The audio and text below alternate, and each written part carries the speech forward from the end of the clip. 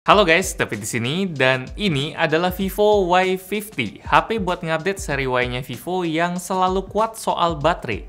Dari dulu, ciri khas ini selalu dijaga. Dari pertama kali saya kenal sama Vivo seri Y itu pas saya nyobain Vivo Y17, terus lanjut ke Y19.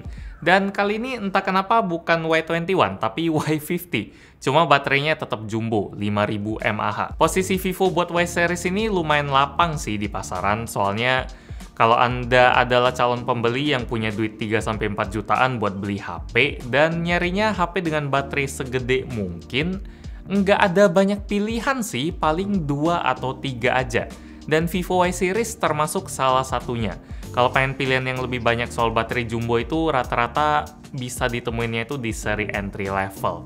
Yang mungkin buat sebagian besar orang nggak srek kali ya, karena speknya ngepas aja. Jadi Vivo Y series termasuk Y50 yang harganya 3,699 juta ini, kerasa cerdik buat main di kelas harga yang sepi saingan, tapi menurut saya paling ramai peminatnya, 2-4 jutaan. Selama saya pakai baterai Vivo Y50 memang nggak pernah habis dipakai sehari penuh, dari pagi sampai malam. Buat pemakaian saya yang lumayan berat itu mentok-mentok 20%-an, itu udah berat banget. Kalau biasanya 40-50%-an masih sisa lah.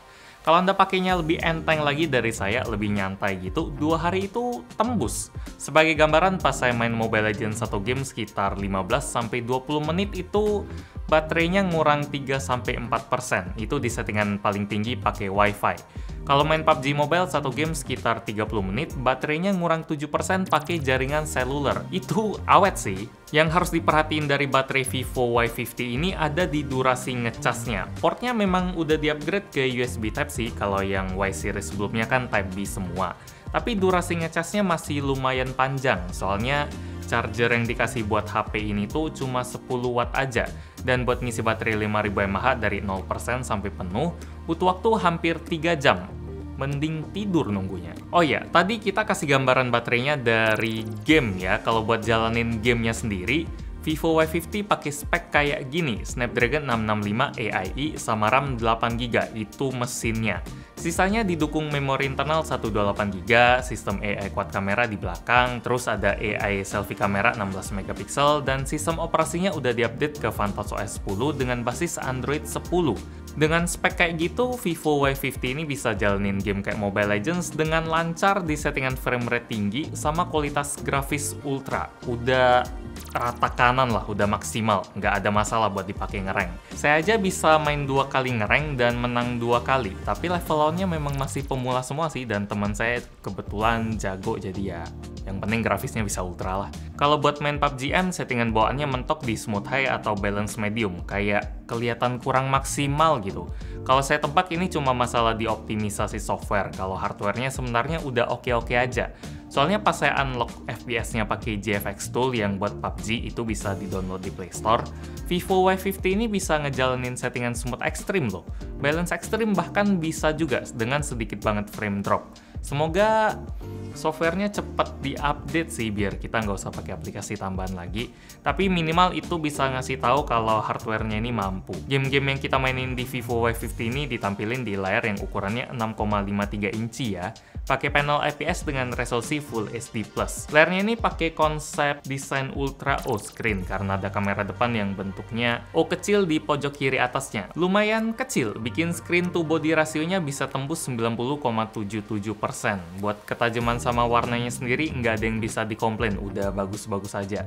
Cuma memang nggak ada yang spesial banget juga. Mungkin kalau boleh request sih, kalau pengen HP-nya punya layar yang keren banget, bisa ditambahin layar AMOLED kali ya, biar dark mode-nya itu bisa kelihatan lebih mantap lagi karena hitamnya bakal kerasa lebih pekat. Dan baterai yang udah jumbo tadi juga jadi bisa lebih awet lagi kalau pakai kombinasi dark mode plus AMOLED. Layar AMOLED juga bisa bikin Y series jadi punya fitur in-display fingerprint kayak Vivo V series. Kalau sekarang kan masih fingerprint reader yang di belakang kayak gini, mungkin mintanya kebanyakan kali ya. Nanti harganya malah tembus 4 juta kayak V-Series. Ngomong-ngomong soal bagian belakang, bodi dari Vivo Y50 ini pakai bahan polikarbonat. Warna yang lagi kita bahas ini iris blue, campuran antara biru, ungu, dan ada garis-garis putih kalau kena pantulan cahaya. Ada satu lagi warna starry black yang kira-kira warnanya itu agak keabu-abuan ke hitam, jadi abu-abu ke hitam. Dan ada garis putih juga kayak yang kita pegang ini, yang mantul-mantul kalau kena cahaya. Di bagian belakangnya ini juga kita bisa nemuin sistem AI quad kamera atau sistem 4 kamera yang bentuknya udah kayak gaplek, tapi kekinian sih. Anggota dari AI quad kamera itu ada kamera utama 13 megapiksel, 8 megapiksel super wide angle kamera, 2 megapiksel super makro kamera, dan 2 megapiksel super bokeh kamera. Buat kualitasnya sendiri, saya nggak bisa bilang bagus-bagus banget buat HP yang kelas harganya 3 jutaan. Pas saya lagi motret di luar ruangan yang cahayanya paling ideal, warnanya lumayan kontras, post processingnya agak kuat gitu. HDR-nya kurang narik buat dapetin detail-detail di bagian gambar yang terlalu gelap dan terang. Cuma ya buat luar ruangan ini masih bisa dibilang bagus lah, tapi pas saya motret di dalam ruangan yang cahayanya cukup aja, fotonya jadi kerasa halus, detailnya nurun. Kalau Anda adalah tipe yang mentingin kamera bagus pas milih HP, mungkin bagian low light ini harus jadi pertimbangan lebih ya.